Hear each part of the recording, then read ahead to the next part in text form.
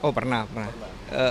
Ya paling sholat tobat kali ya. Terus ya udah, karena kan nggak mungkin ngeganti sholat yang udah lewat, karena pasti banyak banget kan rakaatnya. Jadi sholat tobat aja. SMP, sekitar SMP ya pernah. Ya gantinya ya paling kalau sholat taubat sih paling. Kelas 6 SD. Lupa spesifik ininya umurnya, pokoknya kelas 6 SD deh. Paling istighfar sih kalau misalnya lagi sholat berikutnya minta maaf gitu, udah sempat lupa sholat gitu. Paling gitu sih tahunya. Sekitar SMP ya, mungkin usianya itu sekira 12-13 tahun lah. Biasanya jamak, di jamak kalau ninggalin. Jadi misalkan saya ninggalinnya sholat zuhur, nanti di jamaknya di sholat asar, biasa gitu. Tapi itu kan kalau keadaan genting aja, misalkan emang yang nggak bisa ditinggalin gitu, paling begitu. Pemirsa Khazanah, tak sedikit orang muslim yang pernah meninggalkan sholat dengan sengaja. Sholatnya bolong-bolong, tidak sholat subuh, zuhur dan asar, tapi sholat maghrib dan isya. Ada juga di antara kaum muslimin yang dulunya pernah meninggalkan sholat dengan sengaja, bahkan sampai bertahun-tahun. Atau ada pula kaum muslim yang sholatnya tidak istiqomah ketika masih muda atau baru menginjak dewasa. Kadang-kadang sholat dan kadang-kadang tidak, bahkan dia sholat kalau disuruh orang tua saja. Lalu dengan berjalannya waktu, datang kesadaran dirinya, bertaubat kepada Allah Subhanahu wa Ta'ala, sehingga tak pernah meninggalkan sholat lagi. Apakah dengan demikian orang yang dulunya pernah meninggalkan sholat walau bertahun-tahun harus menggantinya sejumlah yang ditinggalkan? Para ulama sepakat bahwa jika seseorang meninggalkan sholat karena alasan yang dibenarkan syariat seperti tertidur atau lupa, maka dia wajib mengqadha atau mengganti sholatnya ketika dia sudah bangun dari tidur atau ketika dia sudah ingat kembali dari lupanya, berapapun jumlah sholatnya. Akan tetapi, jika seorang muslim sengaja meninggalkan sholat, padahal dia tahu sholat itu wajib, dalam hal ini para ulama berbeda pendapat. Apakah dirinya masih diwajibkan untuk mengganti sholatnya yang telah ditinggalkannya itu dengan sholat qadha?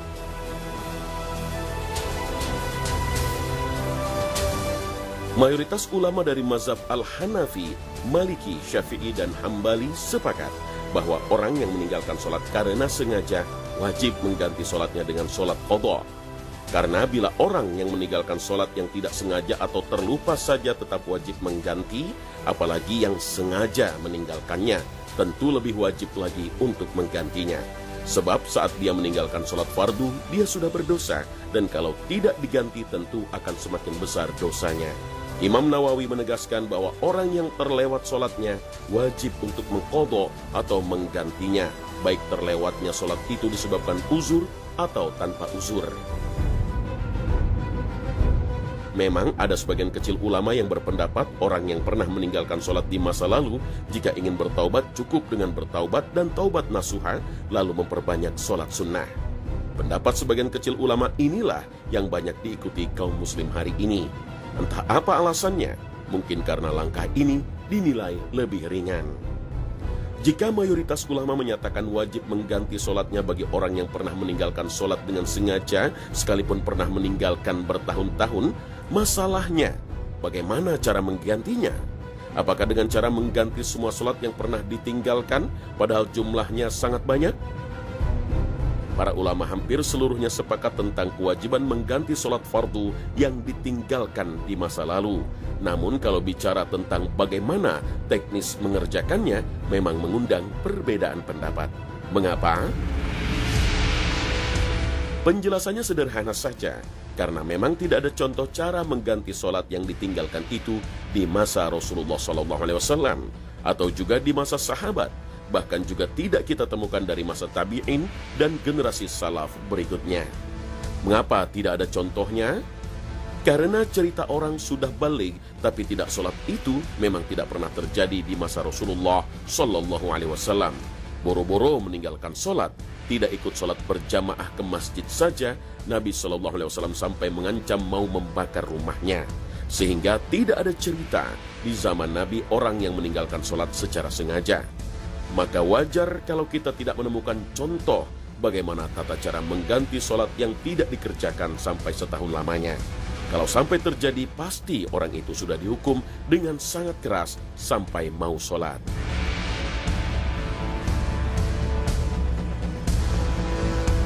Sebagian ulama menjelaskan, meski sholat sudah lama ditinggalkan, namun bukan berarti kita sudah terlepas dari beban kewajiban untuk mengerjakannya. Tidak demikian. Yang benar adalah bahwa nanti di akhirat kita akan tetap dimintai pertanggungjawaban atas sholat yang pernah kita tinggalkan. Bagaimana cara menggantinya? Pada prinsipnya, mengganti sholat itu tidak lagi terikat dengan waktu sholat aslinya. Artinya, jika seseorang pernah meninggalkan sholat subuh, cara menggantinya tidak harus dikerjakan pada waktu subuh. Atau jika waktu zuhur, juga tidak harus dikerjakan di waktu zuhur. Hal ini merujuk pada pengalaman Nabi SAW saat tertinggal sholat subuh lantaran ketiduran. Kapankah beliau menggantinya? Apakah menunggu keesokan harinya biar jatuhnya pas waktu subuh juga? Ternyata tidak demikian. Beliau dan para sahabat sholat subuh begitu bangun dari tidur yang pada saat itu matahari sudah terbit. Artinya, waktunya bukan lagi waktu subuh, tetapi sudah masuk waktu duha. Bahkan beliau mengatakan bahwa siapa yang lupa mengerjakan sholat, maka segeralah dia sholat begitu ingat. Oleh karena itu, tidak ada ketentuan untuk mengganti sholat yang terlewat itu harus dikerjakan pada waktu sholat tertentu sesuai dengan waktu sholat aslinya. Silakan saja mengganti sholat subuh di waktu duha atau waktu zuhur, asar, maghrib, isya, atau kapanpun. Yang penting, sholat itu harus diganti. Cuma kalau mengganti sholat itu juga harus tahu berapa jumlah sholat yang ditinggalkan, agar kita tahu juga berapa kali sholat yang harus dilakukan untuk penggantian. Misalnya, ada orang pernah selama setahun penuh tidak sholat 5 waktu, maka kita bisa perkirakan bahwa dalam setahun itu ada 365 hari. Maka untuk mengganti sholatnya, ya kita lakukan sebanyak jumlah hari yang kita tinggalkan. Dalam hal ini ada beberapa cara yang bisa dilakukan walaupun tidak ada dasar hadisnya. Cara pertama, menggabung 5 sholat dalam satu paket. Maksudnya kita sholat 5 kali, yaitu zuhur dulu 4 rakaat hingga salam, selesai itu kemudian sholat asar 4 rakaat, kemudian salam, selesai itu kemudian kita sholat maghrib 3 rakaat kemudian salam, selesai itu kemudian kita sholat isya 4 rakaat kemudian salam, dan terakhir kita sholat 2 rakaat subuh hingga salam. Semua ini bisa kita kerjakan dalam satu rangkaian. Dan tidak tertutup kemungkinan kita kerjakan dalam sehari tidak hanya 1 paket, tetapi boleh saja 2 paket, 3 paket, atau terserah kita. Ada juga yang mencicilnya dalam sehari semalam 5 paket. Begitu selesai sholat subuh, dia kerjakan 1 paket yang terdiri dari 5 kali sholat. Nanti setelah sholat zuhur, kerjakan 1 paket lagi, dan begitu seterusnya.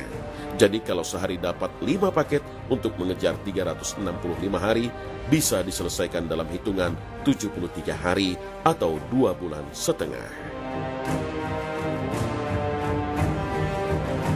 Cara kedua, paket sholat sejenis. Berbeda dengan cara pertama, cara ini adalah melakukan sholat yang sejenis berkali-kali. Misalnya, kita mau mengganti sholat subuh, maka kita kerjakan sholat subuh 2 rakaat hingga salam, kemudian berdiri lagi untuk sholat subuh lagi, dan begitu terus menerus.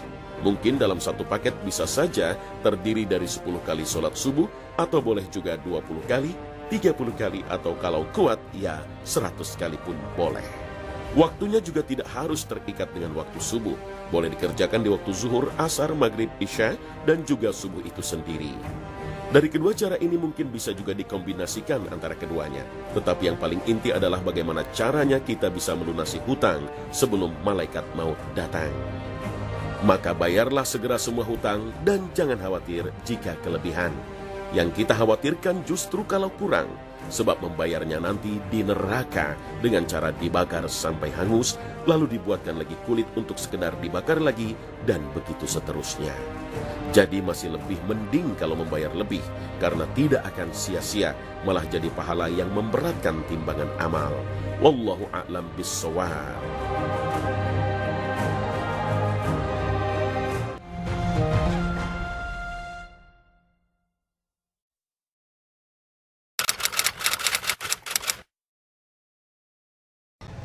Kalau dari saya pribadi, syafaat tuh seperti wahyu gitu. Waduh, kurang tahu deh. Nggak tahu. Nggak tahu. Menurut saya sih, setahu saya syafaat itu adalah pertolongan dari Rasul ketika nanti sudah berada di padang mahsyar. Yang saya ketahui ya Mbak, itu pertolongan sih. Seperti apa? Pertolongan, ya setiap manusia itu kan butuh pertolongan ya. Makanya Nabi itu diperintah oleh Allah buat memberikan syafaat kepada manusia gitu kan, manusia gitu. Atas izin Allah Subhanahu wa Ta'ala, Nabi kita Muhammad Sallallahu Alaihi Wasallam diberi peluang untuk memberi syafaat pada umatnya. Dan memang seluruh manusia termasuk umat Nabi Muhammad Sallallahu Alaihi Wasallam sangat membutuhkan syafaat beliau. Lalu syafaat seperti apa yang akan diberikan Nabi Muhammad Sallallahu Alaihi Wasallam kepada kita para umatnya, dan kapan syafaat itu diberikan?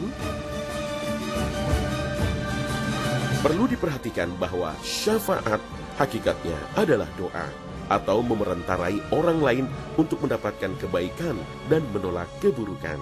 Atau dengan kata lain, syafaat adalah memintakan kepada Allah di akhirat untuk kepentingan orang lain. Dengan demikian, meminta syafaat berarti meminta doa, sehingga permasalahan syafaat ialah sama dengan doa. Rasul Muhammad SAW adalah orang yang diberi hak Allah Subhanahu wa Ta'ala untuk memberi syafaat. Artinya, Nabi SAW diberi hak sebagai perantara oleh Allah untuk memohonkan seseorang kepada Allah Subhanahu wa Ta'ala. Oleh karena itu, jika kita berdoa memohon syafaat kepada Nabi, bukan dengan cara meminta langsung kepada Nabi SAW, tapi memintanya kepada Allah Subhanahu wa Ta'ala agar mendapatkan syafaat Nabi Sallallahu Alaihi Wasallam, karena hanya Allah Subhanahu wa Ta'ala sang pemegang kendali, pemberi pertolongan di hari yang tidak ada pertolongan dan perlindungan kecuali dari Allah Subhanahu wa Ta'ala. Maka jika kita ingin memohon syafaat, hendaknya syafaat yang dimintakan langsung kepada Allah, misalnya dengan berdoa, "Ya Allah, jadikanlah Muhammad SAW pemberi syafaat bagiku, dan janganlah engkau haramkan atasku syafaatnya." Lalu kapan dan seperti apa syafaat yang akan diberikan itu? Semua syafaat yang akan diberikan Nabi kepada umatnya itu semuanya terjadi di akhirat. Ibnul Qayyim menjelaskan bahwa syafaat yang dimiliki oleh Rasulullah SAW itu ada 6. Pertama, asy-syafa'ah al-kubra, syafaat yang besar, yaitu syafaat tidak mampu dilakukan para nabi, yaitu Adam, Nuh, Ibrahim, Musa, dan Isa, sampai akhirnya disanggupi oleh Nabi Muhammad SAW. Hal ini terjadi di padang mahsyar ketika manusia merasakan sangat berat karena berdiri dan menunggu keputusan Allah Subhanahu wa Ta'ala. Dalam kondisi yang sangat dahsyat, matahari didekatkan hingga peluh membanjiri mereka, sehingga manusia pergi menghadap para nabi untuk memohonkan syafaat kepada Allah bagi mereka, agar Allah meringankan mereka dari keadaan yang sangat memberatkan di padang mahsyar. Saat itulah Nabi SAW memberikan syafaatnya.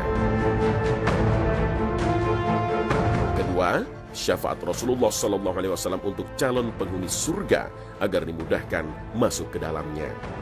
Abu Hurairah radhiyallahu anhu menyebutkan hal itu di dalam hadis panjang yang diriwayatkan oleh Bukhari dan Muslim. Ketiga, syafaat Rasulullah SAW untuk para pelaku maksiat dari kalangan umatnya yang seharusnya masuk neraka karena dosa-dosa mereka. Rasulullah SAW lalu memberi syafaat untuk mereka sehingga tidak masuk ke dalam neraka. Keempat, syafaat Rasulullah SAW untuk orang-orang durhaka dari pemeluk agama tauhid yang masuk neraka disebabkan dosa-dosa yang mereka lakukan. Hadis-hadis tentang hal ini bersifat mutawatir dari Nabi SAW dan disepakati oleh semua sahabat dan ahlus sunnah. Mereka sepakat bahwa orang yang tidak mempercayai hal ini adalah orang yang sesat.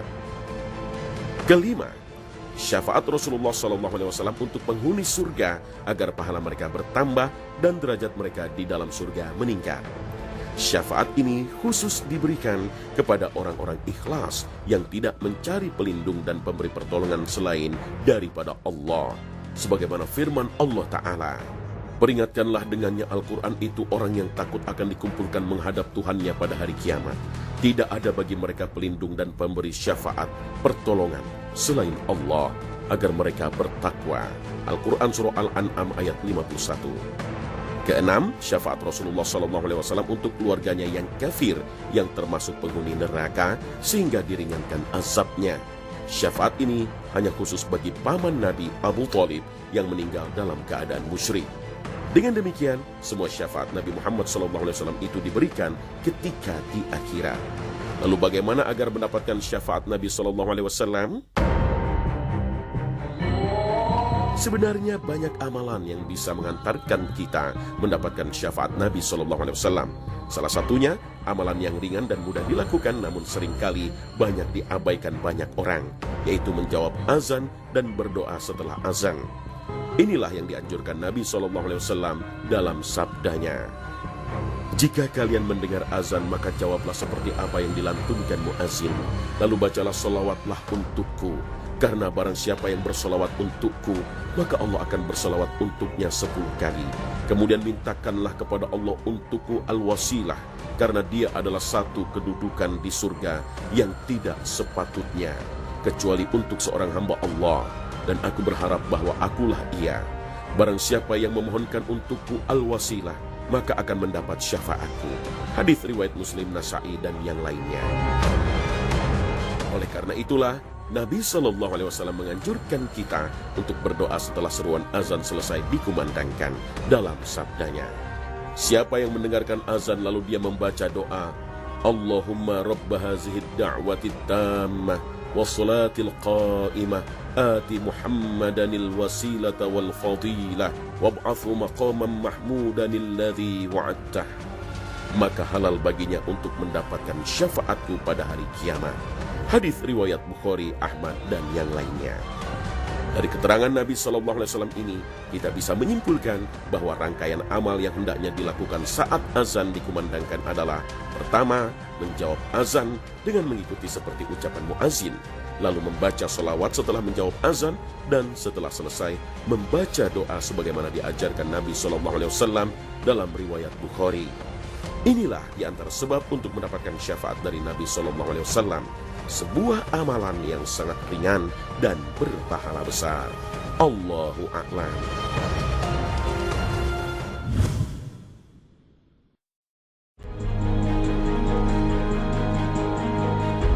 Pemirsa Khazanah, tak sedikit kaum muslim yang sudah merasa memiliki tabungan amal ibadah dan kebaikan, karena sudah merasa telah melaksanakan ibadah sholat wajib dengan lengkap, puasa lengkap, zakat dan sedekah tak pernah ketinggalan, dan alhamdulillah juga telah menunaikan ibadah haji, yang memang dengan semua itu seorang muslim telah memiliki tabungan amal soleh yang besar.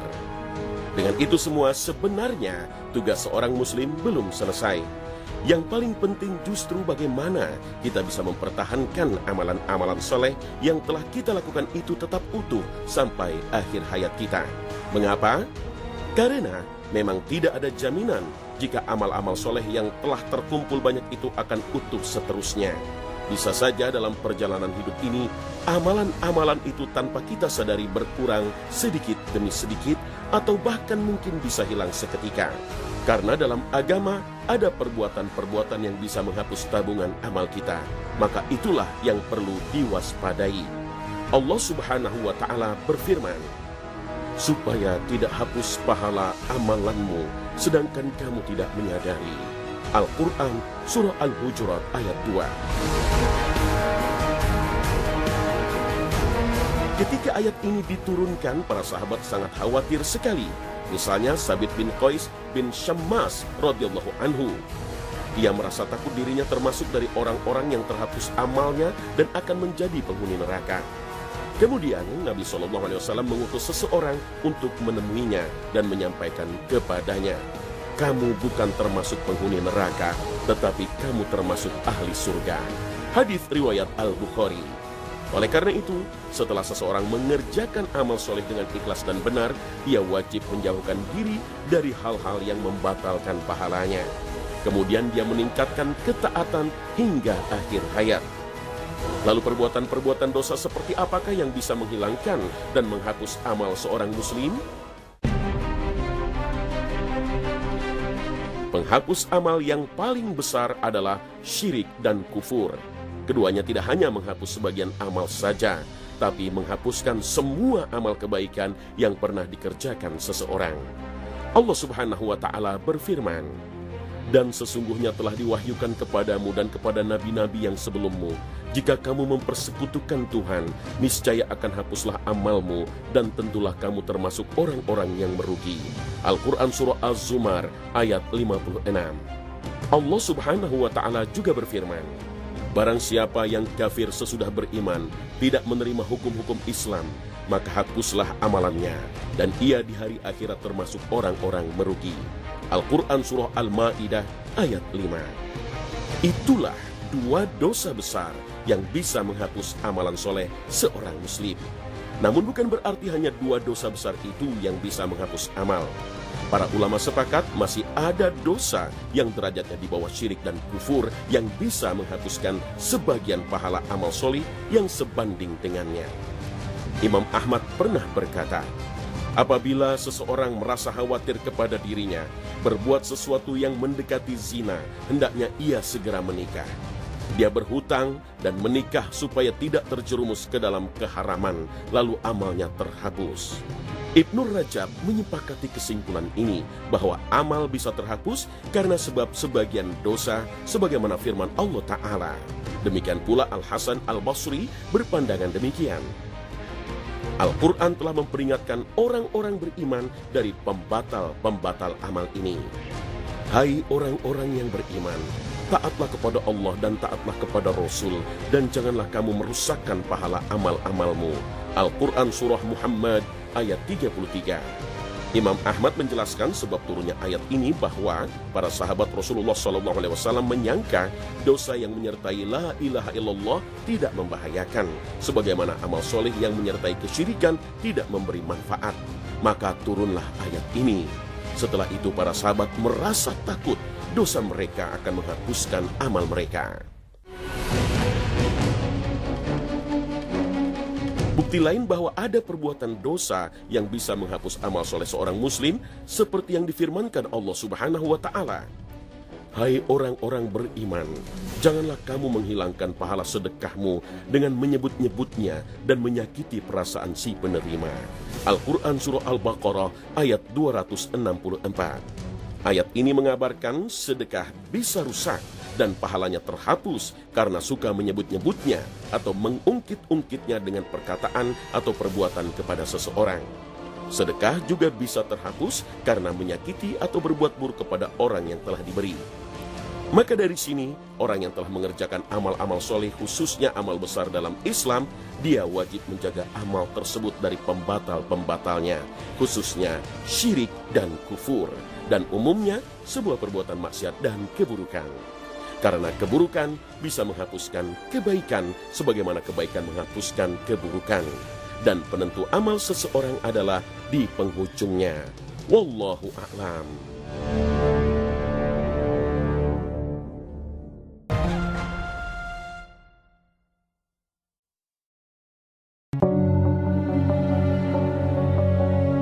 Tahukah Anda, pagi ini semua makhluk Allah Subhanahu wa Ta'ala di muka bumi ini merasakan takut luar biasa. Hewan-hewan, lautan yang menghampar luas dan tampak tenang, gunung-gunung yang kokoh, angin sepoi-sepoi. Pada hari ini semuanya merasakan ketakutan luar biasa. Mengapa? Karena hari ini hari Jumat. Bagi mereka sejak tadi malam hingga pagi ini semuanya menunggu sesuatu yang menakutkan. Semuanya menunggu detik-detik hari kiamat terjadi, karena kiamat tidak akan terjadi kecuali pada hari Jumat. Makhluk-makhluk yang tak bernyawa itu tahu bahwa kiamat akan terjadi pada hari Jumat. Inilah yang disampaikan Nabi SAW dalam sabdanya. Pada hari itu Jumat akan terjadi hari kiamat.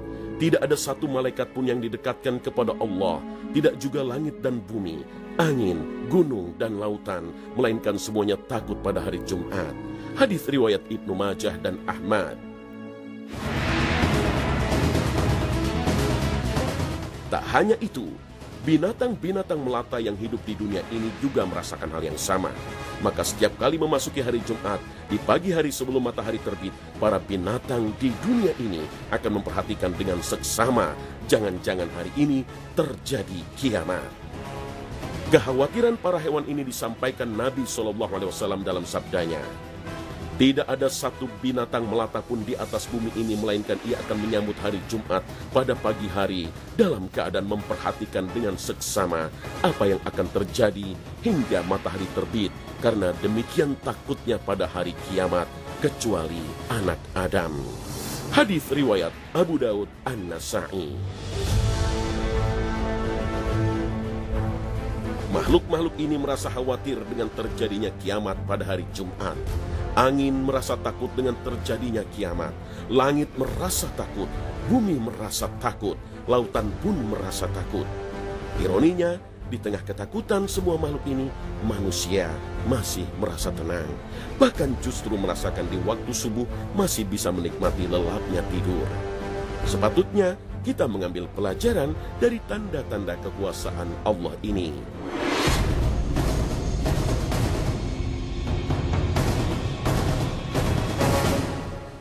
Kiamat itu bukan hari biasa, hari kehancuran alam semesta, hari paling dahsyat yang akan terjadi dan menimpa alam semesta ini.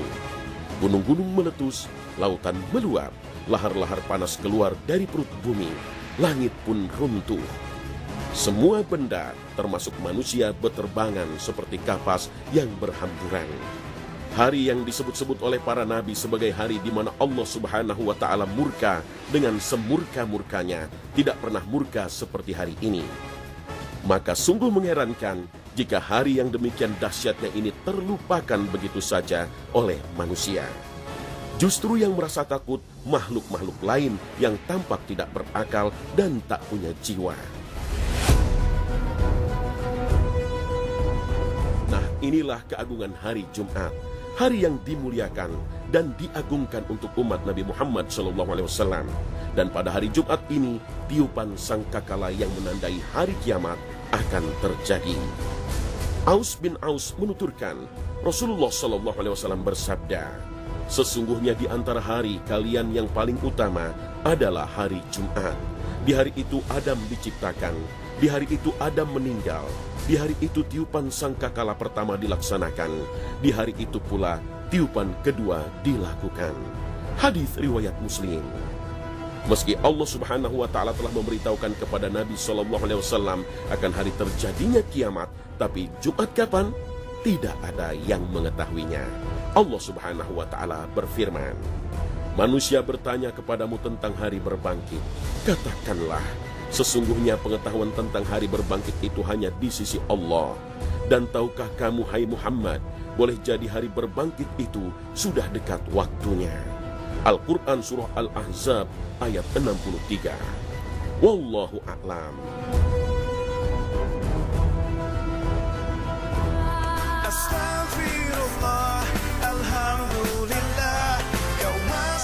Nah pemirsa, sampai di sini akhir perjumpaan kita hari ini. Semoga Allah Subhanahu wa Ta'ala senantiasa memberikan hidayah dan taufiknya kepada kita. Amin ya Rabbal Alamin. Terima kasih atas perhatian Anda. Wassalamualaikum warahmatullahi wabarakatuh.